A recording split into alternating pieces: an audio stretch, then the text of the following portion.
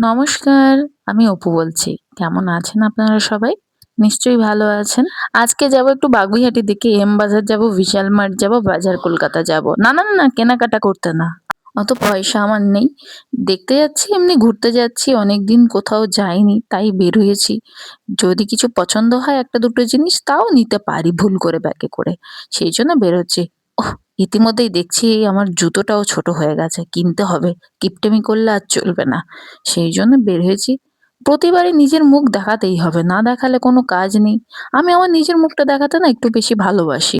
এই ফোনের ক্যামেরাতেই সুন্দর লাগে আমার মুখটা। ওইজন্য একটু দেখি সেলফি ক্যামেরাতে ভালো লাগে। কিন্তু ব্যাক ক্যামেরাতে প্যাঁচার মতো দেখতে লাগে। বাইরে দেখুন কি পরিমাণের কুয়াশা পড়েছে। আর আমাকে দেখুন না যেন ২৮ এর শীত পড়েছে সেইরকম ভাবে আমি মোটামুটি একদম পা থেকে মাথা পর্যন্ত সবকিছু জড়িয়ে নিয়ে বেরিয়ে পড়েছি।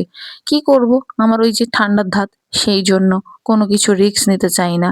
এদিকে দেখুন সব সাদা হয়ে আছে। সব জায়গায় একই পরিস্থিতি। মাকে ফোন করেছিলাম, মাও বলছে যে ওইদিকে প্রচুর পরিমাণে ঠান্ডা পড়েছে। আমাকে আর পায় কি আজকে যা কম্বলের ভিতর ঢুকবো আর বেরোবোই না। আবার দেখেছেন মোটামুটি আমি একটা বড় আয়না দেখলেই ঢং করতে থাকি। কি করব? এই আয়নাতেও সুন্দর লাগে। আর আমি জানি না দোকানের লাইটগুলো এত সুন্দর হয় কেন? পিকচারগুলোও দারুণ আসে। আমাদের ঘরে কিন্তু অত ভালো পিকচার আসে না। সময় মতো আমি বিলিং কাউন্টার করিয়ে নিয়ে এই দেখুন বাইরে দেখুন। এ ছোঁড় আবার কি করছে দেখুন।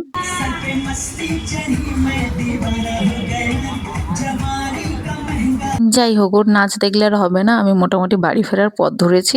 এখান থেকে একটু আলু বিরিয়ানি নিয়েছি। মাংস নিইনি। তার কারণ কিপটে না, মানে আমি আজকে মাংস রিসেন্টলি খাচ্ছি না। মানে চিকেনটা বাদ দেওয়ার চেষ্টা করছি সেই জন্য।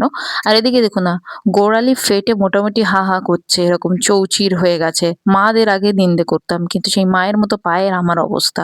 মোটামুটি মলম লাগিয়ে মনে সান্ত্বনা দিয়ে শুয়ে আজকের ভিডিওটা এই পর্যন্ত। ততক্ষণ ভালো থাকবেন, সুস্থ থাকবেন, সাবধানে থাকবেন। টাটা।